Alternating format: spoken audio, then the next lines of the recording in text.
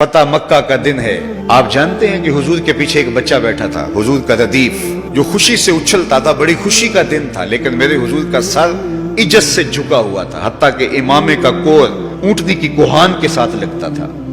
لیکن وہ بچہ تھا, نو عمر تھا, وہ اچھلتا تھا خوشی سے, تو حضور سے روکتے تھے, پھر وہ اچھلتا تھا, پھر روکتے تھے. وہ بچہ کون تھا؟ تاریخ میں ڈھونڈے, نواسا نہیں ہے, کسی انصاری سردار کا بیٹا نہیں ہے, کسی قریشی سردار کا بیٹا نہیں ہے, حضور کے خاندان کا کوئی فرد نہیں ہے. ہم نے تاریخ ڈھونڈی تو وہ حضور کے آزاد کردہ غلام اور منہ بولے بیٹے زید بن حارثہ کا بیٹا اسامہ بن زید ہے.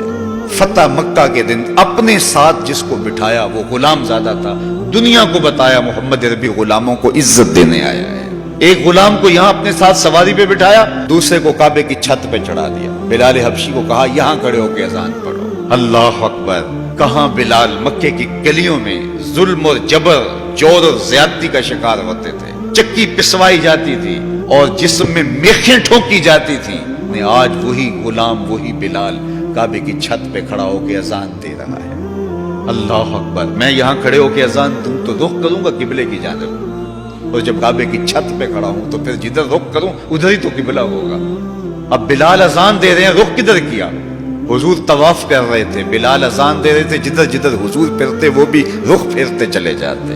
تو وہ طبقے جن کو کوئی پوچھتا نہیں تھا ان کو عزتوں کی مسند پہ بٹھایا. غلاموں کو تو بیڑیوں میں جکڑ کے لایا جاتا تھا. انسان کے اوپر حاکم بنا ہوا تھا اور انسان کی تذلیل ہوتی تھی. اور میرے حضور کعبے سے مخاطب ہو کے کہتے ہیں کہ تیری بڑی عزت ہے, لیکن فرمایا کہ مسلمان کی عزت, آبرو اور اس کا خون تیرے سے زیادہ قیمتی. یہ سبق دیا, یہ درس دیا بھٹکی ہوئی انسانیت کو, سراغ زندگی میرے حضور نے عطا کیا.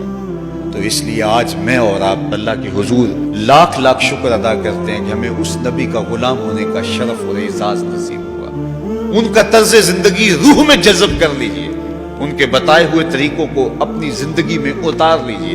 تو ہم اگر اپنی پہچان حضور کے نام سے کرواتے ہیں اور ہماری ساری پہچان ہے ہی ان کے نام سے, تو پھر ہمارا عمل بھی اس کی گواہی دے, ہمارا رویہ بھی اس کی گواہی دے, ہمارا طرز زندگی بھی اس کی گواہی دے. آج بھی اگر اسلام کا دامن پکڑو, وَأَنْتُمُ الْأَعْلَوْنَ إِن كُنْتُم مُؤْمِنِينَ, میرے رب نے وعدہ دی ہے. کافر لگتے کیا ہیں؟ تم مومن بن کے دکھاؤ, عزتوں کا تاج تمہارے سر پہ رہے. لیکن تم تن آسان ہو, تم خواہشات کے بندے بن گئے ہو, آرزوؤں کے غلام بن گئے ہو, اور نعمتیں وہ مانگتے ہو جو بدر اور احد کے صحابہ کو عطا کی گئی. کہاں کیسے تمہیں وہ نعمتیں ملیں گی؟ پہلے اپنے آپ کو ثابت تو کرو کہ ہم ان کے اہل ہیں, اور جب اپنی اہلیت ثابت کرو گے تو رحمت کی برکھا برسے گی. وہ ایک بڑا معروف جملہ ہے کہ لوگ زندگی یزید کی جینا چاہتے ہیں اور موت حسین کی مانگتے. صاحب ایسا نہیں ہوتا. اگر حسین ابن علی جیسی زندگی گزاریں گے تو پھر ان کے مراتب رفیع کا حصہ نصیب ہوگا.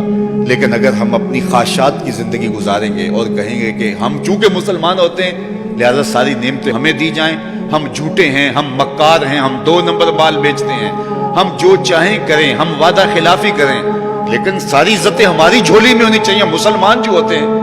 لیکن ایسا نہیں ہوتا. اس کا وعدہ ہے تم مسلمان عملاً بن کے دکھاؤ, عزتوں کا تاج تمہارے قدموں تلے ہوگا. یار آج تو تم 1 ارب 40-50 کروڑ ہو, وہ زمانہ بھی تھا جب تمہاری تعداد صرف 313 تھی اور تمہارے پاس تلواریں بھی ٹوٹی ہوئی تھی, لیکن ہم نے تمہیں وہ عزتوں کی مسند دی کہ زمانہ تمہارے اوپر رش کرتا تھا. تو آج اگر تم اس کے ہو کے دکھاؤ اور اس کے بن کے دکھاؤ تو میں تمہیں عزتوں کے تاج پہنا دوں گا. دین کی بات پھیلانا صدقہ جاریہ ہے. ثواب کی نیت سے ویڈیو کو شیئر ضرور کیجیے. جزاک اللہ.